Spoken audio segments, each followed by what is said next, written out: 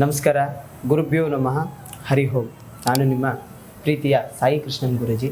ಇವತ್ತಿನ 2025ರ ಯುಗಾದಿಯ ಆದಮೇಲೆ ಬರುವಂತಹ ದಿನಗಳು ಅಂತಂದರೆ ಏಪ್ರಿಲ್ ತಿಂಗಳ ರಾಶಿ ಭವಿಷ್ಯ ಬಗ್ಗೆ ತಿಳಿಸ್ಕೊಡೋಕ್ಕಂತ ಬಂದಿದ್ದೀನಿ. ಅದರಲ್ಲೂ ಏನಿದೆ ಅಂದರೆ ಕನ್ಯಾ ರಾಶಿಯವರ ಬಗ್ಗೆ.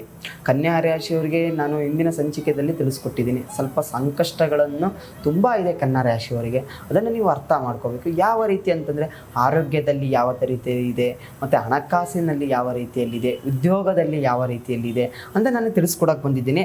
ಅದರಲ್ಲಿ ಫಸ್ಟು ನಾನು ಇದರ ಬಗ್ಗೆ ತಿಳಿಸ್ಕೊಡ್ತೀನಿ ಅಂತಂದರೆ ನಿಮಗೆ ಏನಿದೆ ಅಂತಂದರೆ ಉದ್ಯೋಗದ ಬಗ್ಗೆ ನಾನು ತಿಳಿಸ್ಕೊಡುವಂಥ ಬರ್ತೀನಿ.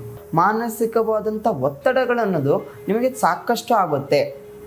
ಮತ್ತು ವ್ಯಾಪಾರದಲ್ಲಿ ತಿಳ್ಕೊಬೋದು. ವ್ಯಾಪಾರದಲ್ಲಿ ಅಂತಂದರೆ ನೀವು 10% ಇನ್ವೆಸ್ಟ್ಮೆಂಟ್ ಮಾಡಿರ್ತೀರ ಅಂದರೆ ಅದರಲ್ಲಿ ಒಂದು 6% ನಿಮಗೆ ಲಾಭ ಬಂತು ಅಂತಂದ್ರೆ ಅದರಲ್ಲಿ 4% ನಿಮಗೆ ಏನಂತಂದರೆ ಸ್ವಲ್ಪ ನಷ್ಟ ಅನ್ನೋದು ತುಂಬ ಅನ್ನೋದು ಆಗುತ್ತೆ.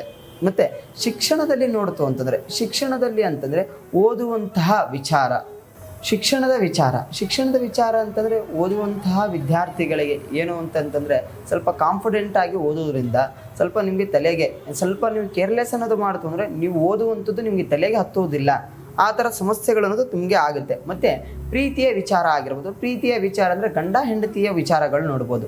ಗಂಡ ಹೆಂಡತಿ ಅಂದರೆ ಮಾನಸಿಕವಾದಂಥ ಒತ್ತಡಗಳನ್ನು ತುಂಬ ತೊಗೊತೀರ. ಯಾವ ರೀತಿಯಲ್ಲಿ ತೊಗೊತೀರ ಅಂತಂದರೆ ಭಿನ್ನಾಭಿಪ್ರಾಯಗಳನ್ನೋದು ತುಂಬ ಕನ್ಯಾ ರಾಶಿಯವರಿಗೆ ಭಿನ್ನಾಭಿಪ್ರಾಯ, ಅದನ್ನು ಎಕ್ಸ್ಪೆಷಲಿ ಗಂಡ ಹೆಂಡತಿ ನಡುವೆ ಈ ಸರಿ ಈ ತಿಂಗಳಲ್ಲಿ ತುಂಬಾ ಜಗಳ ಆಡುವಂಥದ್ದು, ಮಾತಿಗೆ ಜಗಳ ಆಡುವಂಥದ್ದು ತುಂಬಾ ಇದೆ. ಸ್ವಲ್ಪ ಕೇರ್ಫುಲ್ಲಾಗಿ ನೀವು ಏನಿದೆ ಅಂದರೆ ಒಂದು ಗಂಡನ ಮಾತು ಹೆಂಡತಿಯರೇ ಕೇಳಿ, ಒಂದು ಹೆಂಡತಿ ಮಾತು ಗಂಡ ಕೇಳ್ಕೊಂಡೋದ್ರೆ ಸುಖ ಕುಟುಂಬ ಅಂತಂದ ಜೀವನವನ್ನು ನಡೆಸ್ಕೊಂಡು ಹೋಗುವಂಥದ್ದು ಇರ್ತದೆ.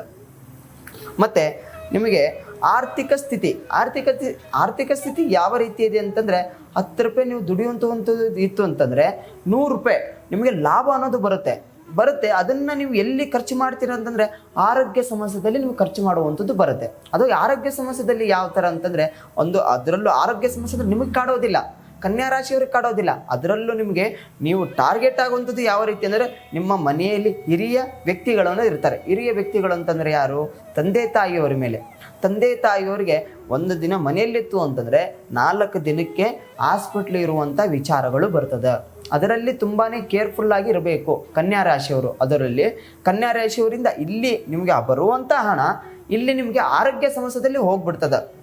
ಅದಕ್ಕೆ ನೀವು ಸ್ವಲ್ಪ ಜಾಗರೂಕತೆವಾಗಿ ಇರಬೇಕು. ಮತ್ತು ಕುಟುಂಬ ಅಂತಂದರೆ ಇವಾಗ ಇಷ್ಟೆಲ್ಲ ಆಯಿತು. ಕುಟುಂಬ ಯಾವ ರೀತಿ ಇರ್ತದೆ ಅಂತಂದ್ರೆ ಜಾಯಿಂಟ್ ಫ್ಯಾಮಿಲಿ ಅನ್ನೋದು ಇರ್ತಾರೆ. ಜಾಯಿಂಟ್ ಫ್ಯಾಮಿಲಿಯಲ್ಲಿ ಭಿನ್ನಾಭಿಪ್ರಾಯಗಳನ್ನೋದು ಕನ್ಯಾ ರಾಶಿಯವರ ಮನೆಯಲ್ಲಿ ಭಿನ್ನಾಭಿಪ್ರಾಯಗಳನ್ನೋದು ತುಂಬ ಬರುತ್ತೆ. ಅದನ್ನು ಜಾಯಿಂಟ್ ಫ್ಯಾಮಿಲಿಯಲ್ಲಿ ಇರುವಂಥವ್ರಿಗೆ ತುಂಬಾ ಕೇರ್ಫುಲ್ಲಾಗಿರಬೇಕು ಈ ತಿಂಗಳು.